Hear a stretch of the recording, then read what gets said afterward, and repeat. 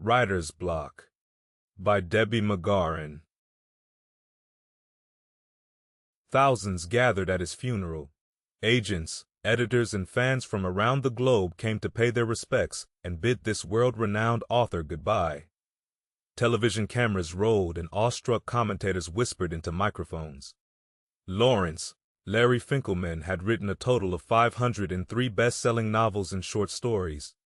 His life's ambition had been to leave a lasting impression.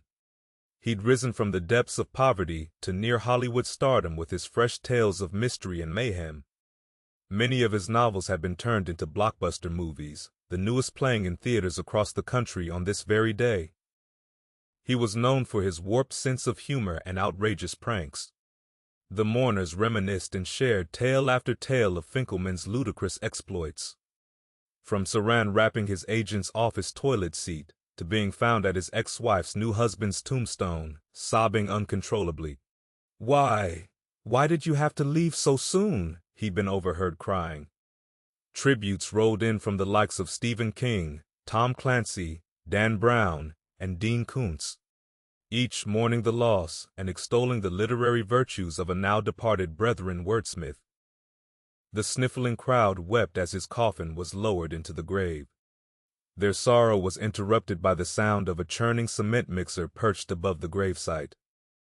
Gears clanked and banged as it backed up over the grave. A chute opened, releasing a slow stream of wet, gray cement which ran down the pipe into the grave and soon covered the casket. The minister stepped forward, a Bible in one hand, a folded note from the deceased in the other. He scanned the sea of mourning faces, cleared his throat, and read Larry's final words. "If the good Reverend is reading this note, I assume I have passed. You may wonder why I chose to be buried in wet cement upon my death. And yes, my friends, this is intentional. And as you stand watching my burial, you can't help but notice that so too my plot thickens."